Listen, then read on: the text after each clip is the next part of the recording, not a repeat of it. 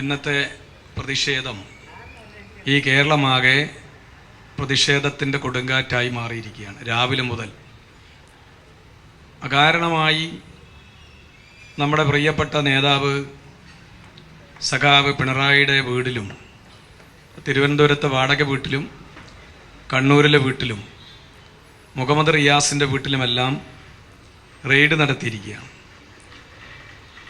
Raid ഇതിനു മുമ്പ് എന്നോ ആലോചിച്ചതാണ്. EDയും CBIയും അത്തരത്തിലുള്ള അന്വേഷണ ഏജൻസികളൊക്കെ ഒരുപാട് തവണ പിണറായിനെയും പിണറായിൻ്റെ കുടുംബത്തെയും വേട്ടയാടുന്നതിന് വേണ്ടി പല ഘട്ടങ്ങളിലായി ശ്രമിച്ചു. പക്ഷെ അന്നൊന്നും നടത്താൻ കഴിഞ്ഞില്ല.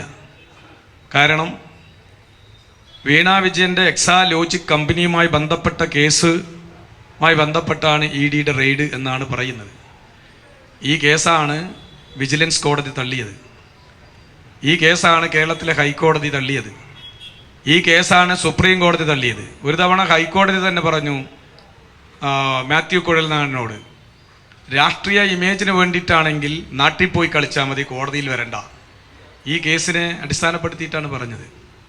ഇത്തരത്തിൽ കോടതി തന്നെ വലിച്ചെറിഞ്ഞ ഒരു കേസ് വേണമെങ്കിൽ EDക്ക് അന്വേഷണം തുടരാം എന്നൊരു വാക്കാണ് ഹൈക്കോടതി പരാമർശിച്ചിട്ടുള്ളത്. അന്വേഷണം തുടരാമെന്ന് പറയുമ്പോഴേക്കും മുൻകൂട്ടി പ്ലാൻ ചെയ്തതുപോലെ ഇന്ന് രാവിലെ 6 മണിക്ക് 10 കേന്ദ്രങ്ങളിലാണ് റെയ്ഡ് നടത്തിയിട്ടുള്ളത്.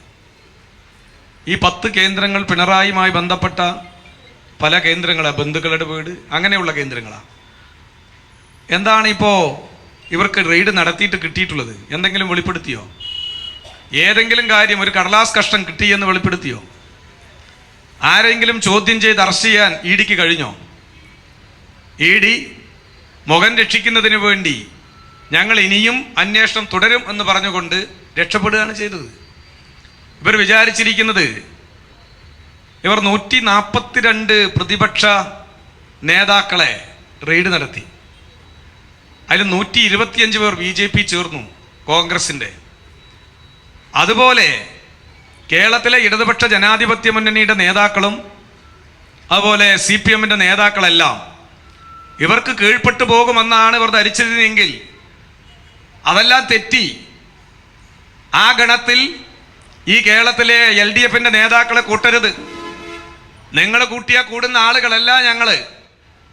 നിങ്ങളുടെ എല്ലാം വാൾമുനയ്ക്ക് മുമ്പിലും നിങ്ങളെല്ലാം ഒരുപാട് ആക്രമിച്ച് കീഴ്പ്പെടുത്താൻ വേണ്ടി കൊല്ലാക്കൊല നടത്തിയപ്പോഴും അതിന്റെ മുമ്പിലൊന്നും പതറാത്തവരാണ് കേരളത്തിലെ ഇടതുപക്ഷ ജനാധിപത്യ മുന്നണിയുടെ പ്രവർത്തകർ എന്ന് നിങ്ങൾ മനസ്സിലാക്കണം.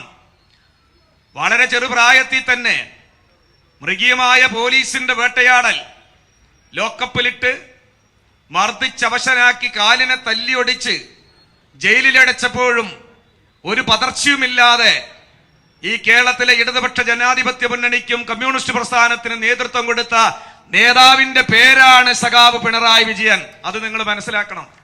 ആ പിണറായിയോടാണോ നിങ്ങളുടെ ഇത്തരം ഭീഷണിയും ഈ കളികളൊക്കെ? ഞങ്ങളുടെ ബ്രാഞ്ച് സെക്രട്ടറിയെ നിങ്ങൾക്ക് തൊടാൻ പറ്റുമോ? ഇടതുപക്ഷ ജനാധിപത്യ മുന്നണിയുടെ സാധാരണ പ്രവർത്തകനെ നിങ്ങൾക്ക് തൊടാൻ പറ്റുമോ? ഇപ്പൊ ഇവിടെ പോലീസുകാർ ബോർഡ്, സതീശന്റെ ബോർഡ് നമ്മുടെ മറ്റേ കുട്ടികൾ പൊളിച്ചപ്പോ മറ്റെന്തോ പറയുന്നത് കണ്ടു, പറഞ്ഞോ നിങ്ങളെ? പോലീസുകാരന് ഒരു കാര്യം മനസ്സിലാക്കുക, ചിറ്റൂര് പോലീസുകാര്, ഞങ്ങൾ ഇന്ന് തീരുമാനിച്ചാൽ നിങ്ങൾ ഓരോ കോൺഗ്രസിന്റെ കൊടിമരത്തിനും പോലീസിനെ കാവൽ നിർത്തുവോ? കഴിയോ നിങ്ങൾക്ക്? ഞങ്ങളിപ്പോ തീരുമാനിച്ചിട്ടില്ല. ആ തീരുമാനത്തിലേക്ക് ഞങ്ങളെ കൊണ്ടെത്തിക്കാൻ നിർബന്ധിക്കരുത്. ഞങ്ങൾ തീരുമാനിച്ചാൽ പോലീസിന്റെ ഹെഡ്ക്വാർട്ടേഴ്സിലേക്ക് ഞങ്ങൾ കടക്കും. അതിലൊന്നും ഒരു പേടിയില്ല. ചിറ്റൂരിന്റെ പോലീസ് സ്റ്റേഷനിലല്ല, പോലീസിന്റെ ഹെഡ്ക്വാർട്ടേഴ്സ് എവിടേക്കാണോ അവിടെ കടക്കും. അത് നിങ്ങൾ മനസ്സിലാക്കിക്കൊള്ളണം. ഇപ്പോ തിരുവനന്തപുരം ജില്ലയിൽ ഈ റെയ്ഡുമായി ബന്ധപ്പെട്ട് EDയുടെ കാറിനെ ചില പ്രവർത്തകർ, സ്വാഭാവികമായും വികാര പ്രകടനം ഉണ്ടാകുമല്ലോ. ഞങ്ങളുടെ എല്ലാം മനസ്സിൽ സർവ്വദൈവങ്ങളെക്കാൾ കൂടുതൽ ആരാധിക്കുന്ന ഒരു നേതാവാണ് സഖാവ് പിണറായി. അദ്ദേഹത്തിന്റെ വീട്ടിൽ റെയ്ഡ് നടത്തുമ്പോ, അദ്ദേഹത്തിനെ വേട്ടയാടുമ്പോ കയ്യും കെട്ടി നോക്കിയിരിക്കുക എന്നുള്ളതല്ല ഞങ്ങൾ ശീലിച്ചിട്ടുള്ളത്. ED അല്ല, ഈടിന്റെ അപ്പൂപ്പന്മാര് വന്നാലും അവരെ തകർക്കാനുള്ള കെൽപ്പ് ഇടതുപക്ഷ ജനാധിപത്യ മുന്നണിക്കുണ്ട്. അതാണ് കാറ് തല്ലിപ്പൊളിച്ചത്. കാറല്ല, പലതും തല്ലിപ്പൊളിക്കും. ഇപ്പൊ സതീശന്റെ പോലീസ് പാർട്ടി ഓഫീസ് കയറുന്നാ പറയുന്നത്. പോലീസുകാര് മനസ്സിലാക്കുക, ഞങ്ങളുടെ പാർട്ടി ഓഫീസിന്റെ പടി കടന്ന് ഉള്ളിലേക്ക് വന്ന പോലീസുകാരാ നിങ്ങൾക്ക് പിന്നീട് കേരളത്തിൽ നന്നായി നടക്കാൻ കഴിഞ്ഞിട്ടില്ല. നിങ്ങള് ഞങ്ങളുടെ ഓരോ കാലഘട്ടത്തിലെയും പ്രവർത്തന പാരമ്പര്യം എടുത്ത് പരിശോധിക്കുക. വെറുതെ പറയണ വാക്കല്ല. ഞങ്ങളുടെ ആപ്പീസുകൾ, ഇടതുപക്ഷ ജനാധിപത്യ മുന്നണിയുടെ ആപ്പീസുകൾ റെയ്ഡ് ചെയ്യാൻ അത്രയ്ക്ക് ധൈര്യമുണ്ടോ? നിങ്ങളൊന്ന് കേറ്, അപ്പറിയാ. കേറുന്ന പോലീസുകാർ ആരാണോ ആ പോലീസുകാരന് പിന്നീട് എന്തെല്ലാം ആണെന്ന് നോക്കാം. അങ്ങനെയെല്ലാം പറഞ്ഞ് ഭീഷണിപ്പെടുത്തി കേസിലെല്ലാം പ്രതിയാക്കി ജയിലിലടയ്ക്കുമെന്ന് പറഞ്ഞാൽ ഞങ്ങൾക്ക് പുല്ലാണ് നിങ്ങളുടെ ജയിലറ, നിങ്ങളുടെ ലാത്തി. അതൊന്നും കണ്ട് ഭീഷണിപ്പെടുന്നവരല്ല. ആ ഭീഷണിക്ക് മുമ്പിലൊന്നും മുട്ടുമടക്കുന്നവരല്ല ഇടതുപക്ഷ ജനാധിപത്യ മുന്നണിയുടെ പ്രവർത്തകർ. അത് മനസ്സിലാക്കി ഈ കേരളത്തിൽ കൂടുതൽ കുഴപ്പങ്ങൾ ഉണ്ടാക്കാനാണ് VD സതീശൻ ആദ്യം തന്നെ ശ്രമിച്ചുകൊണ്ടിരിക്കുന്നത്.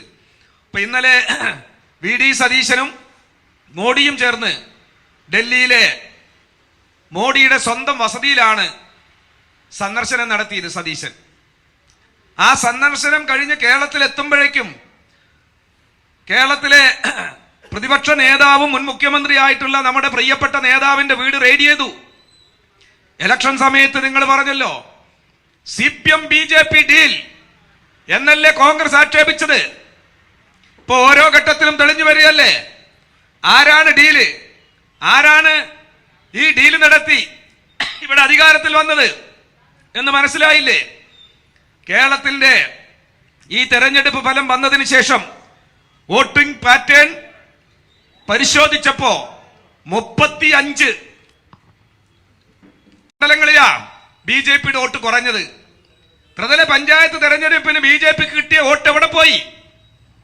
ലോക്സഭാ തെരഞ്ഞെടുപ്പിൽ BJPക്ക് കിട്ടിയ 6% വോട്ട് കുറഞ്ഞത് എങ്ങനെ? ആരുടെ പെട്ടിയിലേക്ക് പോയി?